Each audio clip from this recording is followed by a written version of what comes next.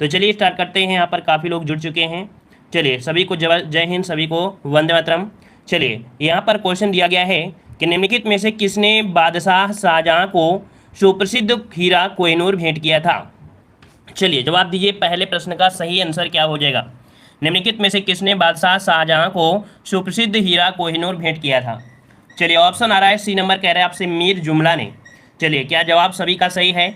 तो बिल्कुल जवाब सही है। यहाँ पर ऑप्शन सी हो जाएगा, मीर जुमला जो हो जाएगा। ठीक है, और मीर जुमला की अगर बात करते हैं तो इनका पूरा नाम था मीर जुमला मीर मोहम्मद सैयद। क्या नाम था इनका पूरा नाम? इनका पूरा नाम था मीर जुमला मीर मोहम्मद सैयद था। ठीक है ना, और ये एक ईरानी व्यापारी थे। ठीक है, क्या थे? एक ईरानी व्यापारी थे। ठीक है, चलिए आते हैं अगले क्वेश्चन को। क्वेश्चन दिया गया है, कह रहा है निम्न में से किस सुल्तान ने तुर्राक एक चहलगामी का दमन किया था। क्या तुर्कान दिया है, तुर्कान दिया गया है, तुर्कान ए चहलगामी है ना, या इसे हम लोग तुर्के चहलगामी के नाम से भी जानते हैं। कह रहा है इसका दमन किया, और दमन किसने किया था? तो यहाँ पर आपके ऑप्शन बी हो जाएगा, बलबन ने। आपके जो 40 तुर्क सरदार थे जिसका गठन किया था इल्तुतमिश ने, और इसका दमन किसने किया है? तो आपके बलबन ने किया था। ऑप्शन क्या हो जाएगा? B number. नेक्स्ट क्वेश्चन दिया है कि सती प्रथा का अभिलेखीय साक्ष्य कहाँ से मिलता है। देखिए सती प्रथा का जो एकमात्र उल्लेख मिलता है वो कहाँ से मिलता है? तो आपके जो एरन अभिलेख है, कहाँ? ऑप्शन बी आ रहा है, एरन अभिलेख से मिलता है, जो कि 510 ईस्वी का जो भानुगुप्त का एरन अभिलेख था। इसके अनुसार कहा जाता है कि मित्र गोपराज की मृत्यु के पश्चात उसकी पत्नी सती हो गई थी। कौन? तो आपके याद रखिए, मित्र गोपराज की मृत्यु के बाद उनकी पत्नी सती हो गई थी। तो इनका साक्ष्य मिलता है एरन अभिलेख से। नेक्स्ट क्वेश्चन दिया है, बुद्ध की मृत्यु जहाँ हुई थी वह स्थान अब कहाँ है। चलिए बताइए, क्या वह स्थान बदल चुका है या स्थान वहीं पर है? जवाब दीजिए जल्दी से, इसका जवाब सही क्या हो जाएगा। चलिए बताइए, क्या परिवर्तन हो चुका है? मध्य प्रदेश मतलब मध्य प्रदेश, हिमाचल प्रदेश, बिहार या उत्तर प्रदेश। चलिए यहाँ पर जवाब आ रहा है ऑप्शन सी, ऑप्शन यहाँ पर आ रहा है डी, उत्तर प्रदेश भी जवाब आ रहा है।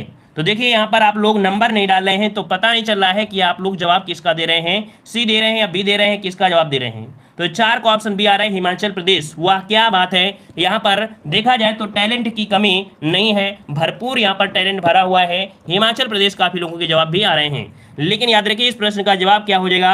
ऑप्शन बनेगा यहाँ पर आपका डी नंबर, उत्तर प्रदेश में। याद रखिए उत्तर प्रदेश के देवरिया जिले से लगभग 28 किलोमीटर जब दूर पहुंचेंगे वहां पर मिलता है कुशीनगर। और कुशीनगर जो कि हमारे इस चैनल पे कुशीनगर से जुड़े हुए हैं आपके नन्हे राय। ठीक है, नन्हे राय लगातार सपोर्टर हैं, लगातार बने हुए हैं, हर एक क्लास दे भी रहे हैं। तो याद रखिए इस प्रश्न का ऑप्शन क्या हो जाएगा? डी, उत्तर प्रदेश में है। ठीक है, आते हैं अगले क्वेश्चन को। क्वेश्चन दिया है, निम्नलिखित में से कौन सा एक हड़प्पा का बंदरगाह है।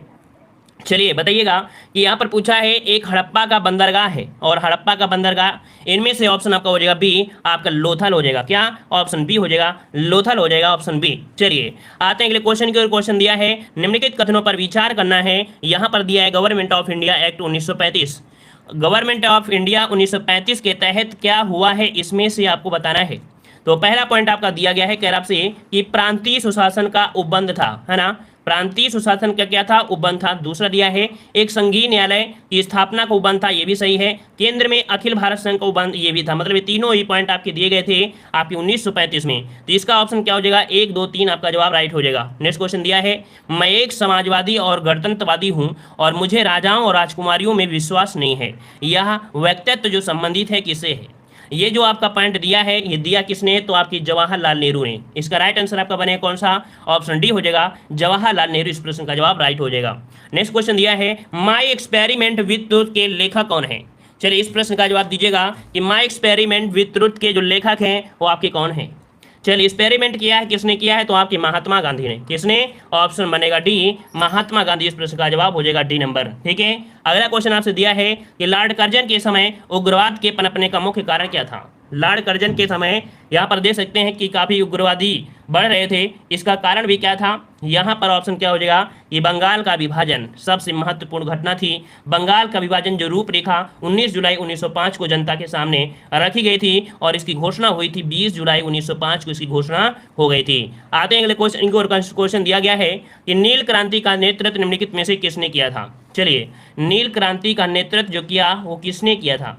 यहाँ पर 10 का ऑप्शन जो बनेगा कौन सा बन सकता है? नील क्रांति समझ रहे हैं ना, यहाँ पर नील क्रांति का समझ रहे हैं ना, नील किसान आंदोलन या नील विद्रोह आंदोलन से बात जुड़ा हुआ है। ठीक है, नील किसान विद्रोह से जुड़ा हुआ पॉइंट आपका है, और यहां से जुड़े हुए थे दिगंबर विश्वास और आपके विष्णु चरण विश्वास। इसका राइट आंसर आपका बनेगा डी नंबर, दिगंबर विश्वास और विष्णु चरण विश्वास, ये जुड़े थे इससे, ठीक है ना। बंगाल और बिहार में यह प्रभावित क्षेत्र था, ठीक है। तो ऑप्शन बनेगा डी नंबर आपका हो जाएगा, ठीक है।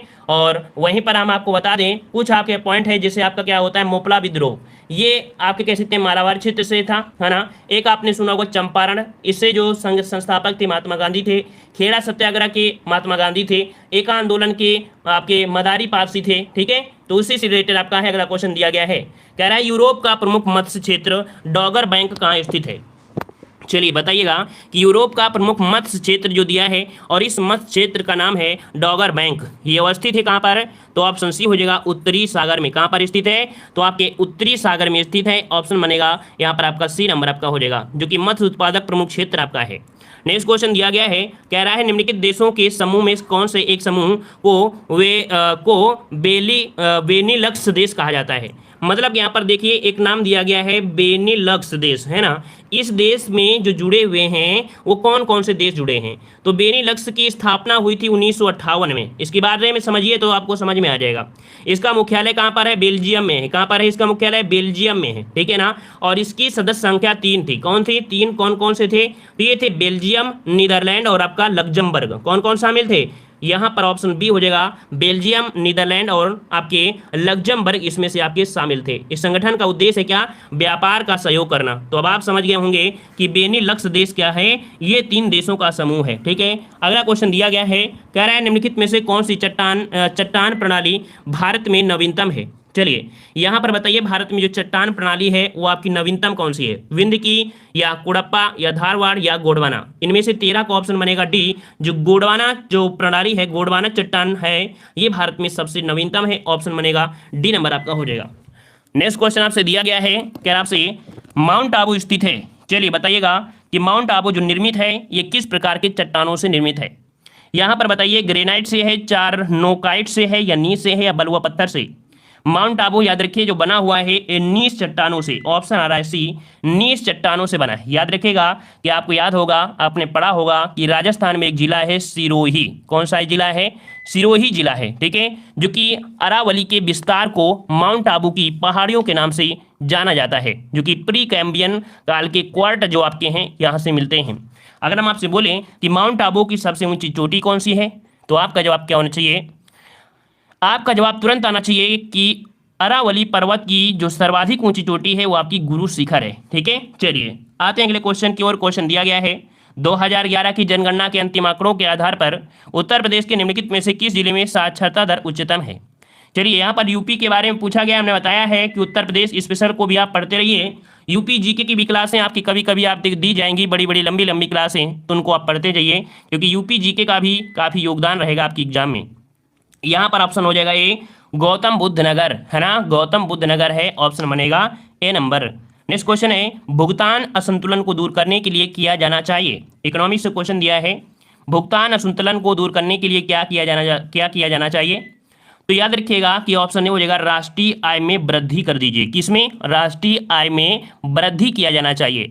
और याद रखिए भुगतान असंतुलन से देश का आयात और निर्यात दोनों ही प्रभावित होता है। जब देश में भुगतान असंतुलन हो तो उसमें से आयात और निर्यात दोनों ही क्या होते हैं, प्रभावित होते हैं। नेक्स्ट क्वेश्चन दिया है भारत में गरीबी रेखा को मापने के लिए सामयिक नमूना सर्वेक्षण कौन सा है। मतलब देखा जाए तो भारत में गरीबी रेखा को जो मापने का कार्य करता है वो आपका कौन सा आयोग करता है। यहाँ पर है आपका कौन सा, ऑप्शन आपका हो जाएगा सी नंबर NSSO। कौन सा है, यहाँ पर ऑप्शन बन जाएगा ऑप्शन सी हो जाएगा। ये है राष्ट्रीय नमूना सर्वेक्षण संगठन, जिसकी स्थापना की गई थी 1950 में। कब की गई थी, 1950 में की गई थी। और इसका कार्य है कि राष्ट्रीय आय और उससे संबंधित आंकड़ों को इकट्ठा करना, ठीक है ना। मुख्यालय की बात करते हैं तो इसका मुख्यालय कहाँ पर है, तो आपकी कोलकाता में है, ठीक है। चलिए आते हैं अगले क्वेश्चन को। क्वेश्चन आपसे दिया गया है राष्ट्रपति द्वारा जारी अध्यादेश जिस अवधि तक मान्य होंगे वह अवधि कौन सी है। एक क्वेश्चन आपका दिया गया है पॉलिटी का, कहा जा रहा है कि राष्ट्रपति द्वारा अध्यादेश जिस अवधि तक मान्य होंगे वह अवधि कौन सी है। यहाँ पर 22 का ऑप्शन जो बनेगा कौन सा बन सकता है, तो यहाँ पर 6 माह जवाब आ रहा है। ऑप्शन बनेगा सी, और सॉरी ऑप्शन हो जाएगा बी, 6 माह हो जाएगा। कितना हो जाएगा, 6 माह। ऑप्शन बनेगा बी नंबर। नेक्स्ट क्वेश्चन आपसे दिया गया है कि संसदीय शासन प्रणाली में मंत्रिपरिषद व्यवस्थापिका के माध्यम से उत्तरदायी होती है। मतलब जो मंत्रिपरिषद होती है ये उत्तरदायी होती है किसके प्रति होती है? और यहाँ पर यह भी पूछा गया है कि व्यवस्थापिका के माध्यम से, तो ये जनता के प्रति उत्तरदायी होती है। ऑप्शन क्या बनेगा? बी नंबर इस प्रश्न का जवाब हो जाएगा, बी नंबर आपका हो जाएगा, क्योंकि कार्यपालिका ही क्या होती है? वास्तविक व्यवस्थापिका आपका हो जाएगा। ठीक है, चलिए अगला क्वेश्चन आपसे दिया गया है, कह रहा आपसे कि विधि का शासन जिस प्रकार की समानता को प्रतिष्ठित करता है वह कौन सा है? विधि का शासन जिस प्रकार की समानता को, कैसी समानता है? जिस प्रकार की समानता को प्रतिष्ठापित करता है वह आपकी कैसी है? तो ये है आपकी प्रतिक्रियात्मक। कैसी है?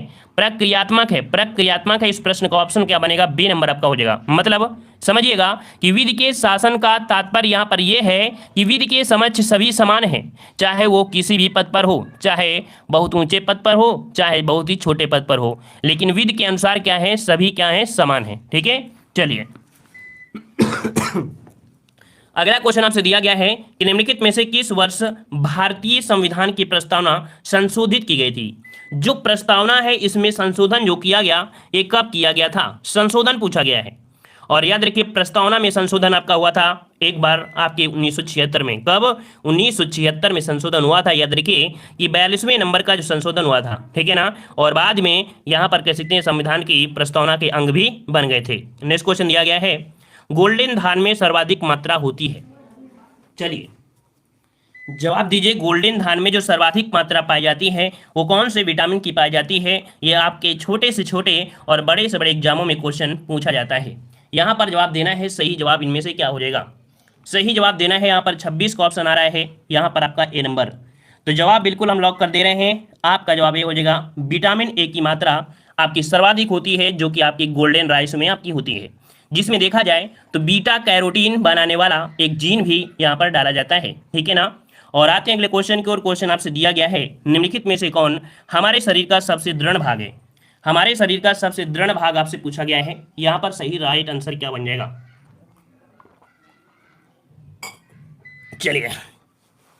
चलिए बताइए। चलिए जवाब आ रहा है 27 नंबर में, ऑप्शन बी। देखो यहाँ पर अस्थि है, यहाँ पर दंत वल्क दिया है, डेंटिन दिया है और आपका सीमेंट दिया है ना।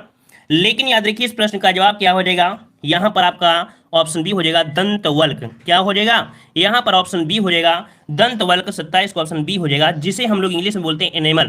क्या बोलते हैं? इंग्लिश में से बोलते हैं एनेमल के नाम से जानते हैं, जो कि आपकी कैल्शियम फास्फेट और कैल्शियम कार्बोनेट का बना होता है। देखा जाए तो शरीर में पाए जाने वाले कठोर तत्वों में जो कि दांत के ऊपर पाया जाने वाला ये तत्व होता है। नेक्स्ट क्वेश्चन है कि वायु में कौन सी नोबेल गैस नहीं होती है? चलिए बताइएगा कि वायु में कौन सी नोबेल गैस नहीं होती है? वायु में कौन सी नोबेल गैस नहीं होती है? तो देखो वायु में आपकी हीलियम भी मिलेगी, नियान भी मिलेगी, आर्गन मिलेगी, लेकिन यहाँ पर जो दिया है रेडान गैस, रेडान गैस आपकी वायुमंडल में नहीं है।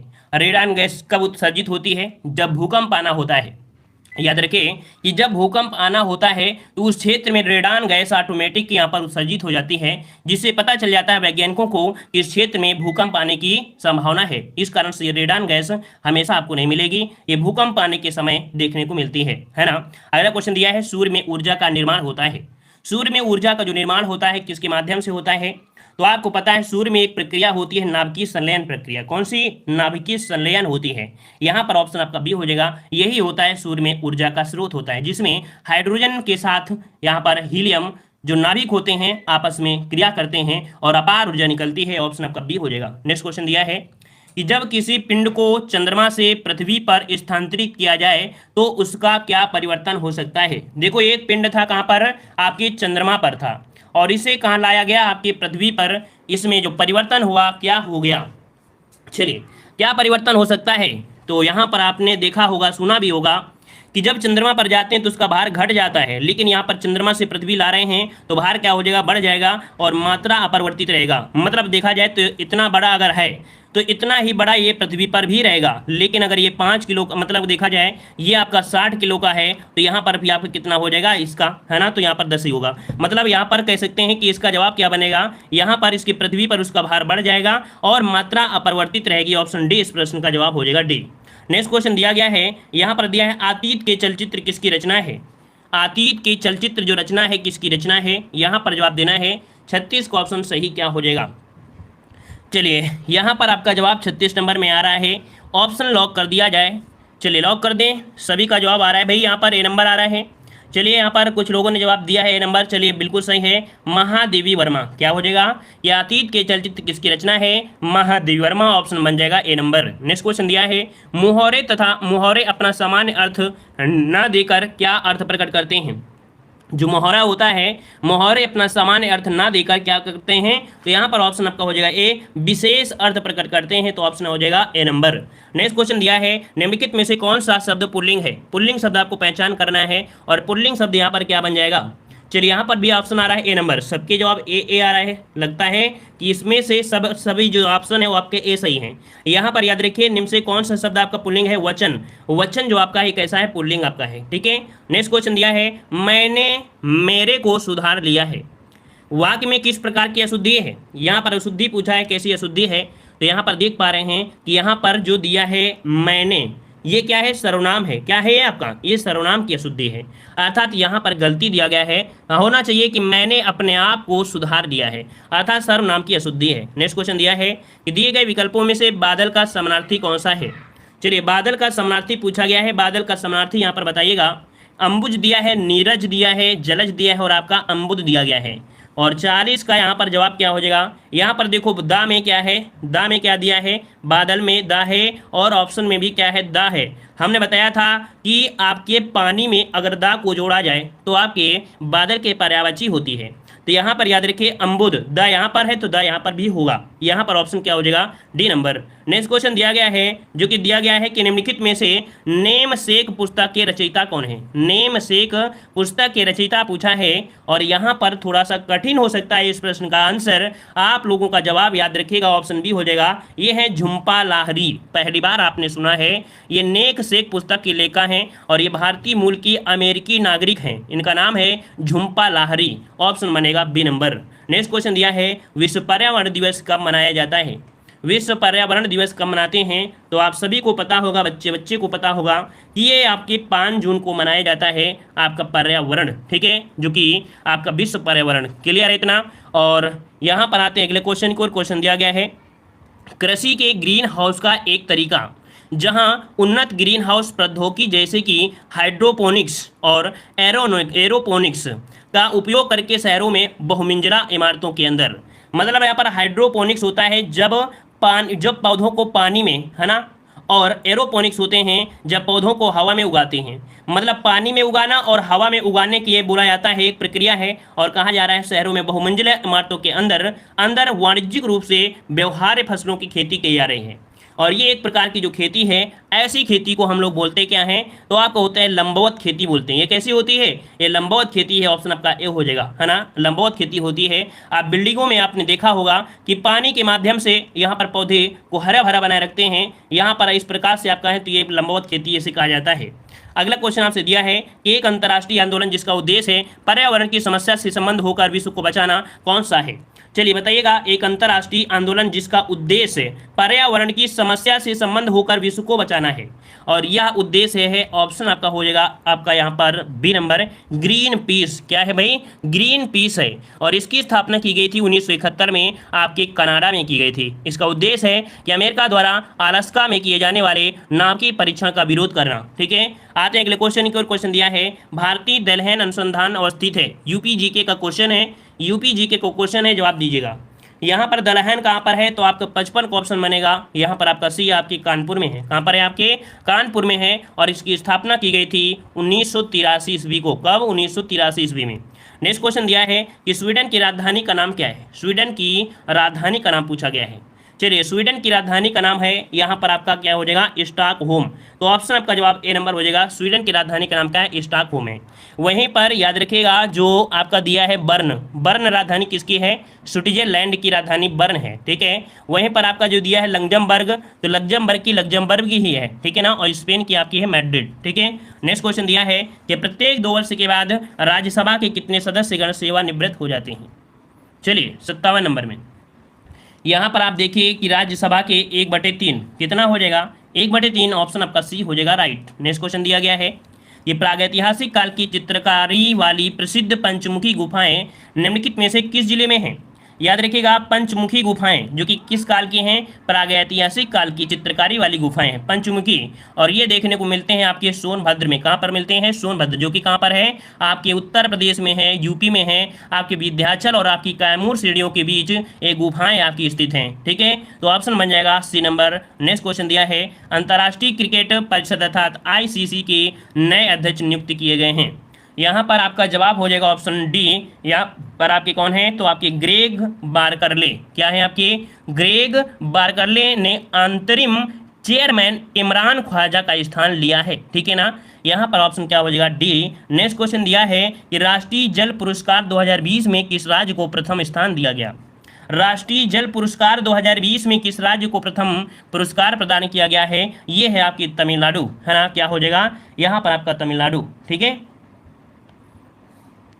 चलिए आते हैं अगले क्वेश्चन की ओर। क्वेश्चन दिया गया है, यहाँ पर दिया गया है, देखो इस वाले क्वेश्चन को भाई अपडेट कर लेना, क्योंकि करंट अफेयर से आपको क्वेश्चन आपका है परिवर्तन हो भी सकता है। ठीक है, जो करंट अफेयर है तो आपको पढ़ना ही पढ़ना पड़ेगा, हो सकता है 1 मंथ बाद बदल जाए, 2 मंथ बाद बदल जाए, तो ये करंट अफेयर आपको परिवर्तन करता रहना है। ठीक है, चलिए बताइएगा कि भारत में नए संसद की आधारशिला किस तिथि को रखी गई थी। भारत में एक नया संसद बनने की यहाँ पर प्रक्रिया जारी हो चुकी है, आधारशिला आपकी रखी गई है ना। तो यहाँ पर बताइएगा सही जवाब क्या हो जाएगा इसका 63 नंबर में। अभी आपने बहुत देखा कि बहुत ही चर्चा में था, यहाँ पर बहुत ही चर्चा में था कि नया संसद भवन बनाने की क्या जरूरत थी, है ना। वही पैसा अगर यहाँ पर ऑक्सीजन प्लांट में लगा देते तो शायद हो सकता है कि यहाँ पर मरने वाले कोरोना की संख्या कम हो जाती, है ना। तो यहाँ पर आपका 63 का ऑप्शन बी हो जाएगा। 10 दिसंबर 2020 को आधारशिला रखी गई, ऑप्शन बी हो जाएगा। नेक्स्ट क्वेश्चन आपसे अगला पूछा गया है, क्या अंतर्राष्ट्रीय प्रवासी दिवस मनाया जाता है। अंतर्राष्ट्रीय प्रवासी दिवस जब मनाते हैं, कब मनाते हैं, तो यहाँ पर आपका जवाब सही क्या हो जाएगा, यहाँ पर बताइएगा 64 का ऑप्शन सही जवाब क्या बन जाएगा। देखिए अंतर्राष्ट्रीय प्रवासी दिवस पूछा गया है ना। यहाँ पर ऑप्शन आ रहा है, यहाँ पर डी नंबर आपके 18 दिसंबर दे रहा है, क्या 18 दिसंबर हो जाएगा। याद रखिएगा कि जो प्रवासी कामगार हैं उनसे जुड़े आज़ादी के साथ काम और मानव अधिकार जैसे मुद्दों को लेकर ये साझा करने का उद्देश्य है। यहाँ पर ऑप्शन क्या हो जाएगा, 18 दिसंबर हो जाएगा। ठीक है ना। और अगला क्वेश्चन दिया गया है, क्या आपसे किस संगठन ने जनवरी 2021 में वैश्विक ऊर्जा सुरक्षा को बढ़ाने के लिए भारत के साथ राजनीतिक साझेदारी समझौते के लिए एक फ्रेमवर्क पर हस्ताक्षर किया है। ये संगठन का नाम है, ये संगठन है आपका कौन सा, तो आपकी ऊर्जा से रिलेटेड है, अंतर्राष्ट्रीय ऊर्जा एजेंसी। ऑप्शन यहाँ पर आपका सी जवाब हो जाएगा, right, C number. Next question दिया है कि प्रमुख राज्यों की श्रेणी के तहत इंडियन इवोनेशन इंडेक्स 2020 के दूसरे संस्करण में कौन सा राज्य शीर्ष पर रहा है। यहाँ पर एक सूची जारी की गई है आपकी इंडियन इवोनेशन इंडेक्स, ठीक है ना। और इसमें से पूछा है शीर्ष स्थान जो रहा है वो कौन सा है। यहाँ पर आपका है ऑप्शन बनेगा सी, आपका कर्नाटक राज्य है, कर्नाटक राज्य है, जो कि आपके कह सकते हैं कि आपके 2021 को इंस्टीट्यूट फॉर आपकी जो कम्पिटेटिव है ना, इस नीति आयोग के साथ एक आभासी तरीके से ये इंडेक्स आपका निकाला है। ठीक है, जिसमें से देखा जाए तो आपका दूसरा स्थान आपका रहा है किसका, तो अच्छा कौन सा राज्य आपका है शीर्ष पर, तो आपका कर्नाटक इसमें से आपका शीर्ष है। ठीक है ना। और यहीं पर देखा जाए केंद्र शासित प्रदेश में, तो केंद्र शासित प्रदेश में जो दिल्ली है, कौन, दिल्ली जो आपका शीर्ष है, तो इस रैंकिंग में दिल्ली जो आपकी वो शीर्ष में है। अगला क्वेश्चन दिया है, जोधपुर में आयोजित पहली द्विपक्षीय वायु अभ्यास, क्या नाम है वायु अभ्यास का नाम है, तो एक्सरसाइज डेजर्ट नाइट 21 में भारतीय वायुसेना के साथ किस देश ने भाग लिया है। तो भारतीय वायुसेना के साथ भाग लिया है आपके फ्रांस ने भाग लिया है। अर्थात ये द्विपक्षीय जो आपका वायु अभ्यास हुआ है भारत और आपके फ्रांस के बीच हुआ है। ऑप्शन क्या हो जाएगा, यहाँ पर आपका बी हो जाएगा। चलिए काफ़ी लोग जवाब यहाँ पर दे रहे हैं, मतलब काफ़ी लोगों की करंट अफेयर यहाँ पर मजबूती है। अगला एक पोर्टल जारी किया गया है सक्षम, सक्षम पोर्टल की जो उपयोगिता है क्या है, जिसे हाल ही में लॉन्च किया गया। तो सक्षम पोर्टल है और इसका उपयोग किया जाएगा आपके किसके, जॉब पोर्टल के लिए। किसके लिए, जॉब पोर्टल के लिए आपका होगा एक 34वें स्थापना दिवस के रूप में ये आपका था विज्ञान और प्रौद्योगिकी विभाग के द्वारा ये आपका हुआ है। ऑप्शन सी हो जाएगा जॉब पोर्टल। नेक्स्ट क्वेश्चन दिया गया पोर्टल। अगला क्वेश्चन दिया है, फरवरी 2021 में राष्ट्रीय सुरक्षा परिषद के अध्यक्ष के रूप में किसे नियुक्त किया गया। ये फरवरी 2021 है और आपकी करंट अफेयर देखा जाए तो लगभग देखा जाए तो 7 से 8 माह तक आपको पढ़ना पड़ेगा। 7 से 8 माह तक का करंट अफेयर आपको पूरा का पूरा पढ़ना पड़ेगा, याद रखिएगा। तो यहाँ पर आपका जवाब हो जाएगा 69 का ऑप्शन आ रहा है यहाँ पर डी। ये है आपके कौन, एस एन सुब्रमण्यम, ऑप्शन बनेगा डी नंबर। ये राष्ट्रीय सुरक्षा परिषद के अध्यक्ष के रूप में नियुक्त किए गए हैं एस एन सुब्रमण्यम।